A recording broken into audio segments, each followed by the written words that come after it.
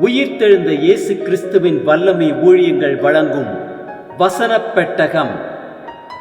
இயேசுவே கர்த்தர். இயேசுவையே தேவன் ஆண்டவரும் கிறிஸ்துவுமாக்கினார்.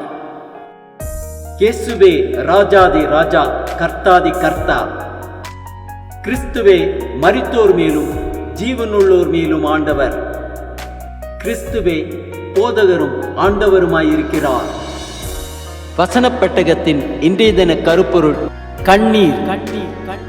என் ஆத்துமாவை மரணத்துக்கும், என் கண்ணை கண்ணீருக்கும், என் காலை இடறுதலுக்கும் தப்புவித்தீர். கண்ணீரை குறித்ததான வேத வசனங்களை பார்க்கலாம். யோபு 16:20 வாசிக்கிறோம், என் சிநேகிதர் என்னை பரியாசம் பண்ணுகிறார்கள், என் கண் தேவனை நோக்கி கண்ணீர் சொரிகிறது. சங்கீதம் 39:12 வாசிக்கிறோம், கர்த்தாவே என் ஜெபத்தை கேட்டு என் கூப்பிடுதலுக்கு செவி கொடும், என் கண்ணீருக்கு மௌனமாயிராதேயும்.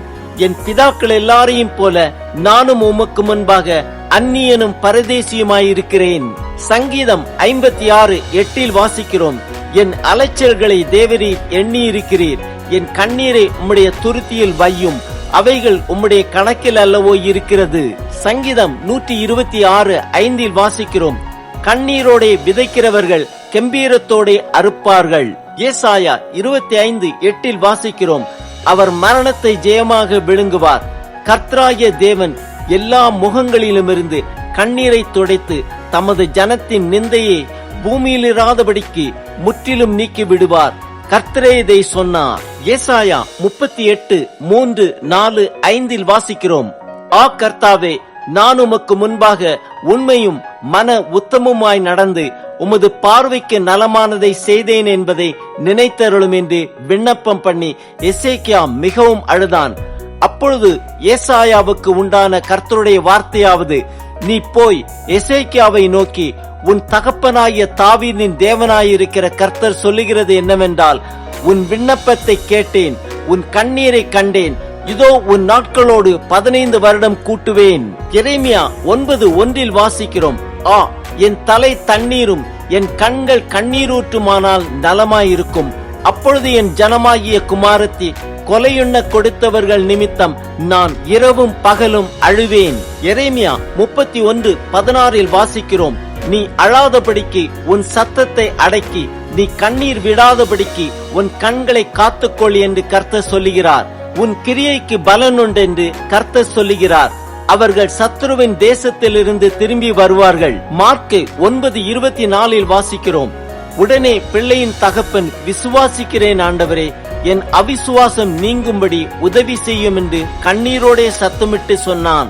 லூக்கா 7:44 வாசிக்கிறோம், ஸ்திரீனிடமாய் திரும்பி சீமோனை நோக்கி, இந்த ஸ்திரீயை பார்க்கிறாயே, நான் உன் வீட்டில் பிரவேசித்தேன், நீ என் கால்களுக்கு தண்ணீர் தரவில்லை, இவளோ கண்ணீரினால் என் கால்களை நனைத்து தன் தலைமயிரினால் அவைகளை துடைத்தாள். லூக்கா 19:41 வாசிக்கிறோம், அவள் சமீபமாய் வந்தபோது நகரத்தை பார்த்து அதற்காக கண்ணீர் விட்டு அழுதார். யோவான் 11:35 வாசிக்கிறோம், இயேசு கண்ணீர் விட்டார். அப்போஸ்தலர் 20:19 வாசிக்கிறோம், வெகு மனத்தாழ்மையோடும் மிகுந்த கண்ணீரோடும் யூதருடைய தீமையான யோசனைகளால் எனக்கு நேரிட்ட சோதனைகளோடும் நான் கர்த்தரை சேவித்தேன். எபிரேயர் 5:7 வாசிக்கிறோம், அவர் மாமிசத்தில் இருந்த நாட்களில் தம்மை மரணத்தினின்று ரட்சிக்க வல்லமையுள்ளவரை நோக்கி பலத்த சத்தத்தோடும் கண்ணீரோடும் விண்ணப்பம் பண்ணி வேண்டுதல் செய்தார். எபிரேயர் 12:17 வாசிக்கிறோம், ஏனென்றால் பிற்பாடு அவன் ஆசீர்வாதத்தை சுதந்திரித்துக் கொள்ள விரும்பியும் ஆகாதவன் என்று தள்ளப்பட்டதை அறிவீர்கள். அவன் கண்ணீர் விட்டு கவலையோடு தேடியும் மனம் மாறுதலை காணாமற் போனான். வெளிப்படுத்தின விசேஷம் 7:17 வாசிக்கிறோம், சிங்காசனத்தின் மத்தியில் இருக்கிற ஆட்டுக்குட்டியானவரே இவர்களை மேய்த்து இவர்களை ஜீவ தண்ணீர் உள்ள ஊற்றுகள் அண்டைக்கு நடத்துவார். தேவன் தாமே இவர்களுடைய கண்ணீரை யாவையும் துடைப்பார் என்றான். வெளிப்படுத்தின விசேஷம் 21:4 வாசிக்கிறோம், அவர்களுடைய கண்ணீர் யாவையும் தேவன் துடைப்பார்.